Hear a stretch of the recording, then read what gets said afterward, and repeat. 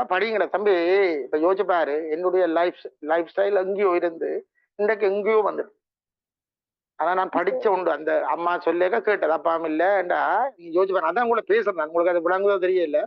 நான் பறக்கரை கட்டி திரிஞ்ச நான், சாமான் ஜக்கெட்டு வண்டி கொண்டு திரிஞ்ச நான், இன்றைக்கு நீ இருக்கிற லெவல் வேறதான். அன்றைக்கு சாப்பிட்றதே பிரச்சனைன்ற எங்களுக்கு இருந்து அப்படிதான் இருந்தது. வீட்டுல 4 பேர், அது ஜூனியர்ஸா படிக்கொண்டு இவ்வளவு ஆசுவரம் பண்ணுவோம். 4 பேரும் ஜூனியர்ஸ் படிக்கொண்டு இவ்வளவு ஆசுவரம்.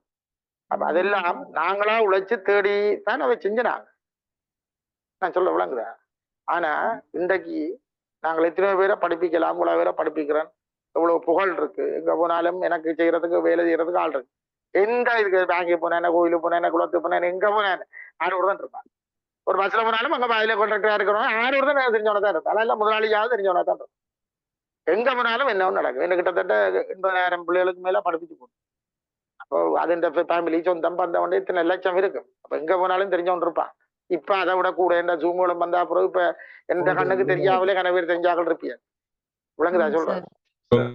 வேற லெவல் சார் நீங்க. இல்ல நான் சொல்றேன். அப்ப என்னண்டா ராசா ஐயா, அந்தந்த காலத்துல அந்த வேலையை சரியா நீங்க செய்ய இல்லையா பேருந்து நீங்க கவலைப்படும் பிரியோசனம் என்ன ஒன்றும் செய்யல. அந்த வயதுல செய்ய வேண்டிய செய்யும். இவன் என்னடா பேசுறான்னு பராத நிப்பாடுறான் இந்த பழிகளை சேர்க்க கூடாதான். ஏன்னா நாங்கள் அப்படித்தான் பண்ணினாங்க. நாங்கள் அது கவனமா இருந்ததால இன்றைக்கு நாங்கள் இருக்கிற லெவல் தம்பி வேற. சும்மா யோசிப்பேன்.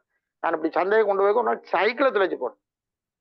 பள்ளிக்கூடம் போய்க்க கொண்டு சந்தையில போட்டு சைக்கிளை துளைச்சு போட்டேன். அதை தீக்கொண்டு விட்டாங்களா? நான் கொண்டு வந்த மாங்காய் கொண்டு மாம்பழம் கொண்டு போனா அதை தீக்கொண்டு வச்சுட்டு வாரத்துக்குள்ளே சைக்கிளை காணும்.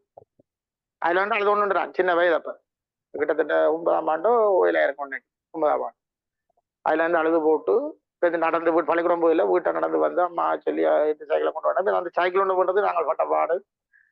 விளங்குதா? அப்படி எல்லாம் வரலாறுகள் இருக்குது. விளங்குதா? இந்த நிலையில இருந்து இன்றைக்கு ஒரு